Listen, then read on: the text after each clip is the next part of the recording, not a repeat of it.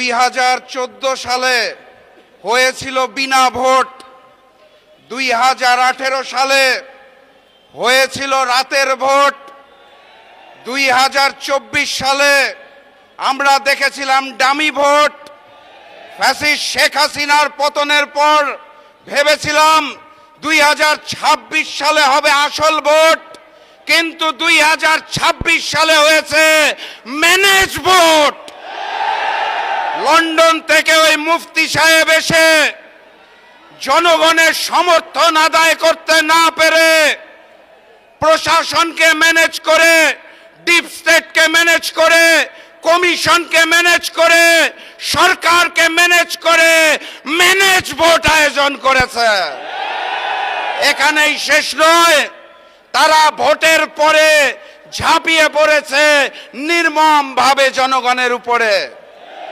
2018 সালে ধানের শীষে ভোট দেওয়ার জন্য যেভাবে করে গণধর্ষণ হয়েছিল, 2026 সালে এসে ধানের শীষে ভোট না দেওয়ার কারণে গণধর্ষণ আমরা দেখতে পেয়েছি। মজলুম যখন জালিম হয়ে যায় তখন আল্লাহর আরশ কেঁপে ওঠে।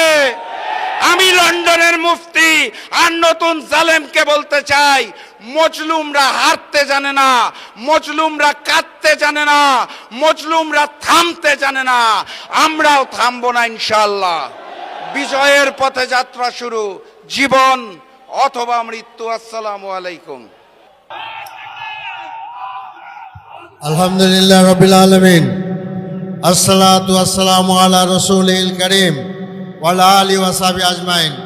জনাব সভাপতি, 11 দলের নেতৃবৃন্দ এবং সমবেত মিডিয়ার বন্ধুগণ, আসসালামু আলাইকুম রাহমাতুল্লাহ।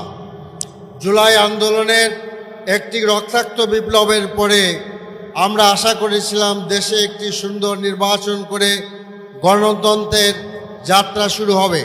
সেখানে আমরা দুটি ব্যতিক্রম দেখতে পেরেছি, যে নির্বাচনটা সুষ্ঠুভাবে হয়নি সর্বাঙ্গে, এবং নির্বাচনের আগে এবং পরে এবং ভোটারদের উপরে অত্যাচার নিপীড়ন করা হয়েছে, বাড়িঘর জ্বালানো হয়েছে। কাজে আমরা স্পষ্টভাবে বলতে চাই যে পুরানো সাংস্কৃতিক রাজনীতিতে ফিরে যাওয়ার জন্য জুলাই আন্দোলন হয়নি। কাজে আমরা বড় দলটিকে আহ্বান করতে চাই যে আপনারা এই ভুল পথ থেকে ফিরে আসুন, আপনারা সঠিক পথে আসুন। তো আমি এই আশা ব্যক্ত করে আমার বক্তব্য শেষ করছি। খোদা হাফেজ। বাংলাদেশ জিন্দাবাদ।